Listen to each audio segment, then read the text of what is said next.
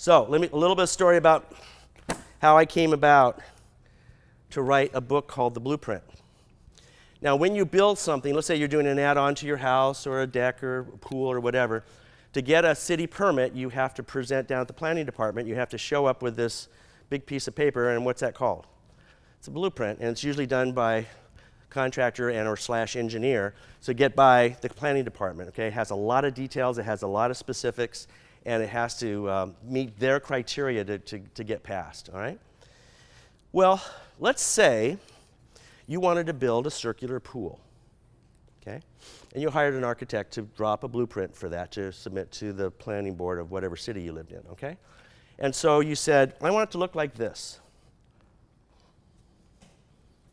Doesn't matter whether you look at it from an aerial or the side view, but I want it to look like this, all right? And the particular architect that you hired a guy who only had experience and background how to draw pools with this. Would there be a problem? Now notice what you said. This is what my concept is, my plan is, my design. This is my design. I want my design to look like this. And when the job got delegated out, you ended up with something that looked like this.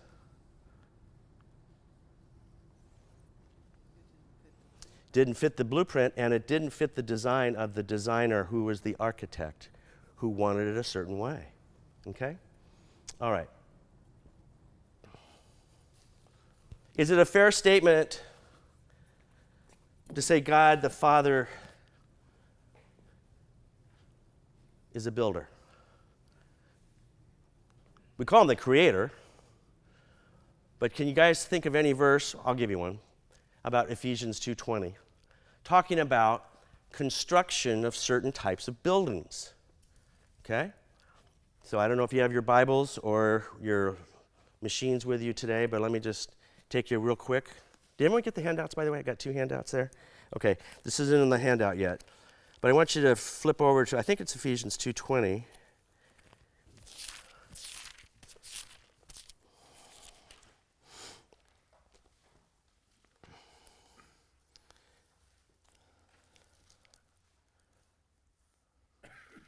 Actually, let's start at 2:18. So let's assume that God is a builder, and he has a design in particular in mind. And let's start out, for through him we both have access by one Spirit to the Father. Through him, the him is Jesus. Now therefore you are no longer strangers and foreigners, but you're fellow citizens with the saints and members of the household of God. Here it is. Listen to this. Verse 20, Ephesians 2:20. Having been built on the foundation, do you need a foundation to build a structure? Having been built on the foundation of the apostles and the prophets. Let's just stop there. We're not done with this verse. The design is built on the foundation of the apostles and the prophets. Let's just talk about the prophets. Where are the prophets mostly found if you want to take a look through this book? In the Old Testament, that's right. And so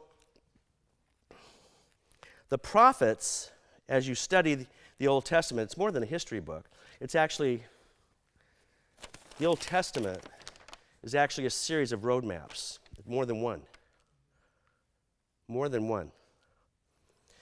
It all leads to one direction as you study this. And what I'm talking about is we teach other courses like the Leviticus feasts, the 7 feasts in Leviticus. That's a roadmap.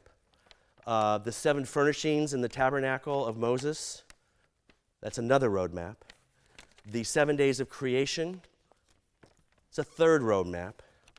And the journey from Egypt all the way up to Canaan, when we have the story of Moses, let my people go from Pharaoh. That's a 4th roadmap. They're all maps. And they're all headed to a particular destination, okay?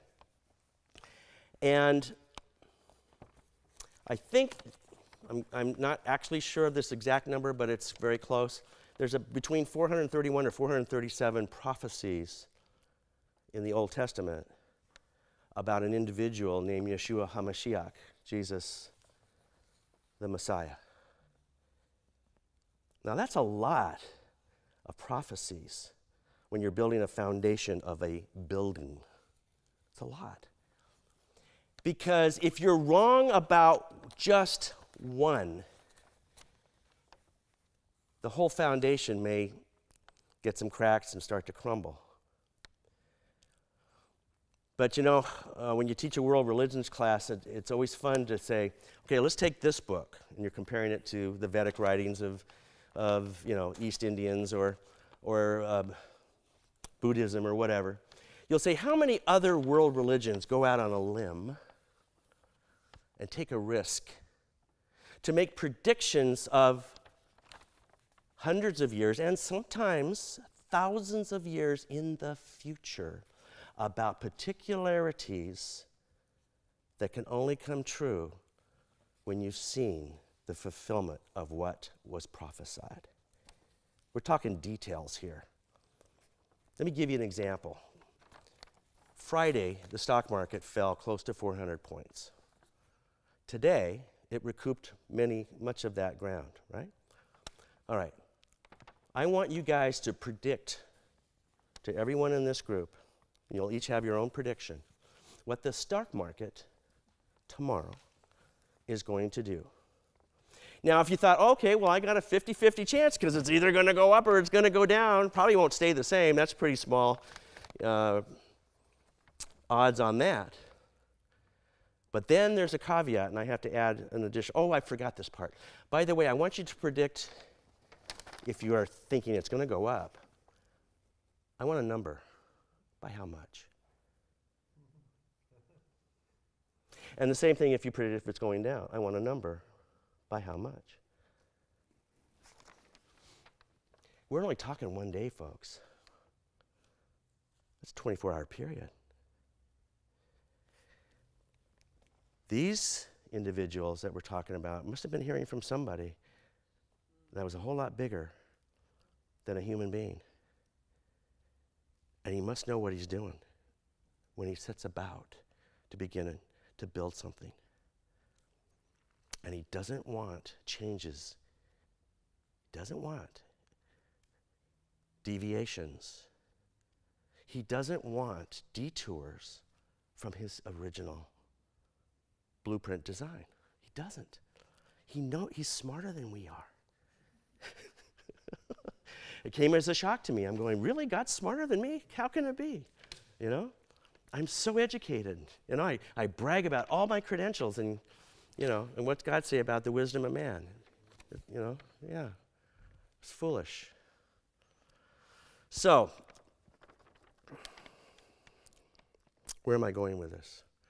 We're going back to say, next time you have a debate about world religions, so whoever it's with, say, let's talk about this book because I want to talk about accuracy and I want to talk about frequency of how many times this book goes out on a limb and prophesies about this individual named Jesus Christ of Nazareth, Yeshua HaMashiach.